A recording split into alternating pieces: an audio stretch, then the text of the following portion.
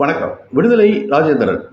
டெல்லியில் மக்களால் தேர்ந்தெடுக்கப்பட்ட ஒரு முதலமைச்சர் கெஜ்ரிவால். அவரை ஒரு மதுபான கொள்கை வழக்கில் கைது செய்து சிறையிலே அடைத்து வைத்திருக்கிறார்கள். அப்படியே வழக்கு தொடுத்தாலும் கூட அவரை சிறையில் வைத்துதான் இந்த வழக்கை நடத்த வேண்டுமா? அவர் மக்களால் தேர்ந்தெடுக்கப்பட்ட ஒரு மாநிலத்தின் முதலமைச்சர். அவர் வழக்கிலிருந்து தப்பித்துவிட்டு வேறு எங்கேனும் வெளிநாடுகளுக்கு தலைமறைவாகி போய்விடப் போகிறாரா?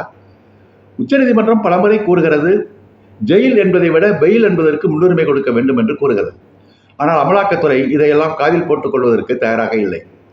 இன்றைக்கு சிறைச்சாலைக்குள்ளேயே அவருக்கு உரிய மருத்துவ வசதிகள் மறுக்கப்படுகின்றன. அமலாக்கத்துறை நீதிமன்றத்திலே ஒரு கருத்தை கூறுகிறது. கெஜ்ரிவால் ஏற்கனவே அவர் சர்க்கரை நோயால் பாதிக்கப்பட்டவர், ஆனாலும் சர்க்கரையை அதிகமாக சாப்பிட்டு தன்னுடைய நோயை அதிகமாக்கி கொண்டு வருகிறார் என்று ஒரு அற்பத்தனமான மக்களால் தேர்ந்தெடுக்கப்பட்ட முதலமைச்சர் மீது அவரை அவமானப்படுத்துகின்ற ஒரு கருத்தை அமலாக்கத்துறை இன்றைக்கு வெளிப்படையாக நீதிமன்றத்தில் தெரிவிக்கிறது. இது எவ்வளவு பெரிய மோசமான ஒரு கருத்து! கெஜ்ரிவால் தனக்கு இன்சுலின் ஊசி உள்ளே போடுவதற்கு அனுமதிக்க வேண்டும், தன்னுடைய குடும்ப மருத்துவரிடம் மருத்துவ ஆலோசனையை பேசுவதற்கு வீடியோ கான்ஃபரன்ஸ் மூலம் அனுமதிக்க வேண்டும் என்ற 2 நியாயமான கோரிக்கையை முன்வைத்தார். ஆனால் உடல் ரீதியாக மருத்துவ ரீதியாக அவர் முன்வைத்த அந்த கோரிக்கையை ஏற்க முடியாது என்று சிறை நிர்வாகம் மறுத்துவிட்டது. இது என்ன மனிதாபிமானம்? ஒரு நாட்டினுடைய முதலமைச்சருக்கு இப்படிப்பட்ட கேவலங்கள் நடக்கலாமா? எவராவது ஒருவர் தன்னுடைய உடலை தானே கெடுத்துக்கொள்ள வேண்டும் என்று விரும்புவாரா? சர்க்கரை நோய் அதிகமாக அது பாராலிட்டிக் என்ற உடல்களை முடக்கக்கூடிய ஒரு ஆபத்தான நிலைக்கு அது கொண்டு போய் செல்லும். நானே என்னுடைய உடல்களை கால்களை முடக்கிக் கொள்வதற்கு விரும்புவேனா என்று கேட்டிருக்கிறார் கெஜ்ரிவால். ஆக இப்படி ஒரு மோசமான கருத்துக்களை சொல்லி அவரை உள்ளே வைத்து பழிவாங்க வேண்டும் என்று துணிக்கிறது. இந்த வழக்கிலே மிக முக்கியமான குற்றஞ்சாட்டப்பட்ட புள்ளி சரத் ரெட்டி என்பவர்.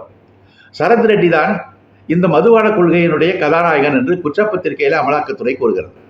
அவரை கைது செய்து சிறையில் அடைத்தது. கைது செய்தவுடன் அவர் பாரதிய ஜனதா கட்சிக்கு தேர்தல் பத்திரம் வழியாக 5 கோடி ரூபாய் தேர்தல் நிதி வழங்கினார்.